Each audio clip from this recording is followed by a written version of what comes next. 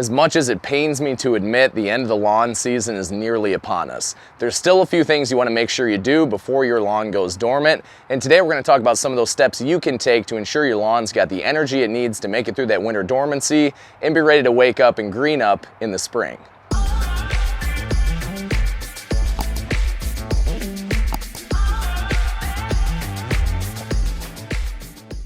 The first thing you can do in the fall is decrease your height of cut. If you do that, your grass is less likely to fold over on itself, which can cause snow mold and other disease problems throughout the wintertime and into the early spring. So if you normally cut your grass at about 3 inches, you can bring it down to about 2 inches. If you're already below 2 inches, you don't want to go too much lower than that if you have an uneven lawn because you don't want to scalp. But if you have a pretty flat surface, you can bring that down to about 1.5 inches. My backyard, I always cut it about 1/2 inch, so I'm not going to go much lower than that. Also, it's going to make it easier to clean up those leaves because they're not going to get stuck in that grass.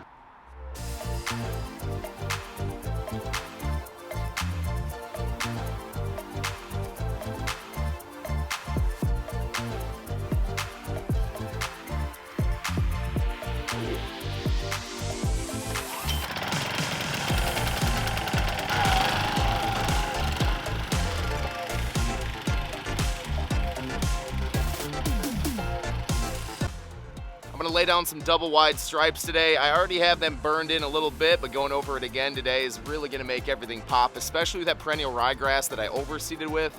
That stuff stripes like nothing else, so let's go.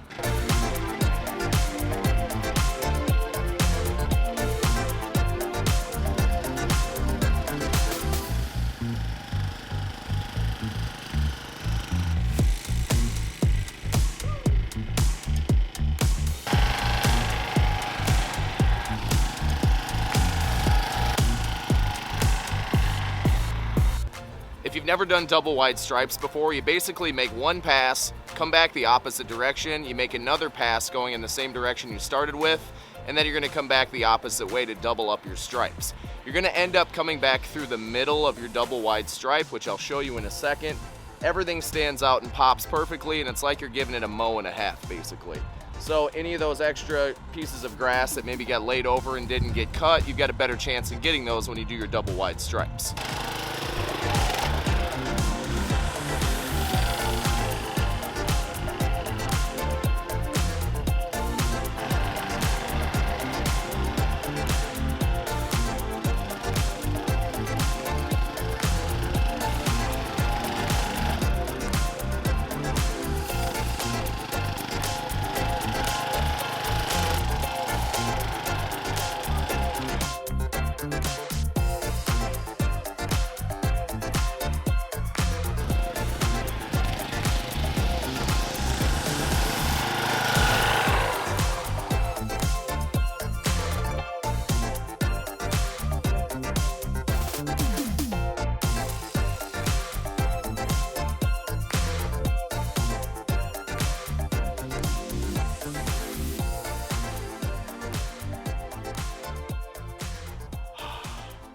Well, there we go. All done with the mow, those double wide stripes. That has got to be my favorite striping pattern. Everything looks awesome. It looks like a Major League Baseball field, which is the goal.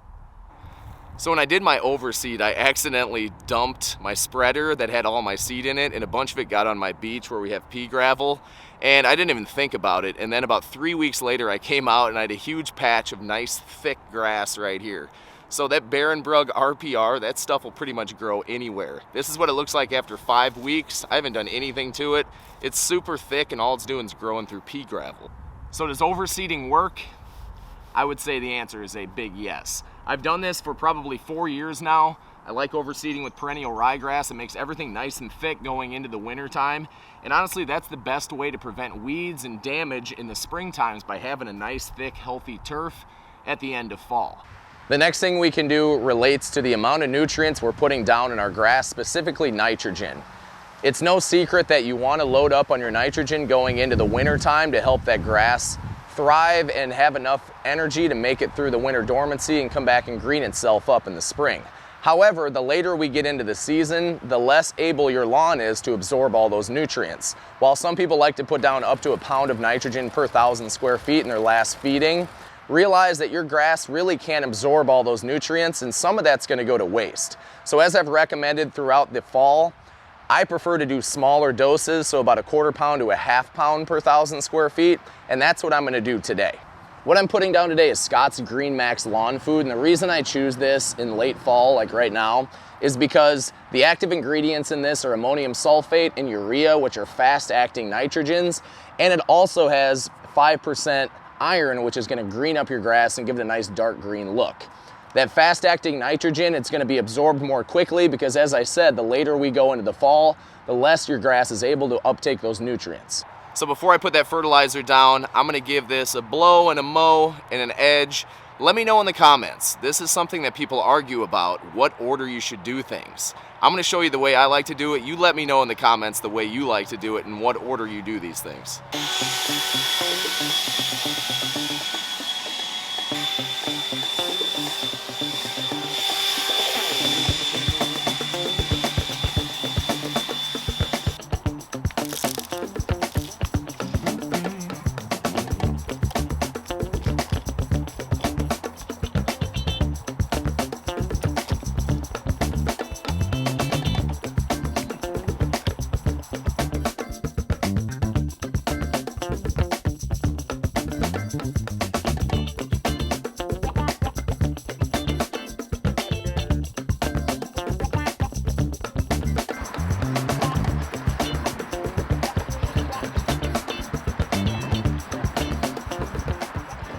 So the last thing I'm going to do is take my final look around the lawn and make sure that I've taken care of all the broadleaf weeds, things like dandelions, because if you don't and they keep their roots in the ground throughout the wintertime, they're going to pop right back up in the spring and cause you problems. Since I don't use weed killers, I pull these things by hand and I use my weed pulling tool. If you want to go with a weed killer, you could use something like an Ortho Weed B Gone, or you can go a higher level, something like a T-Zone or a Speed Zone, which is going to give you a more concentrated weed killer, which is still going to work in this cold weather.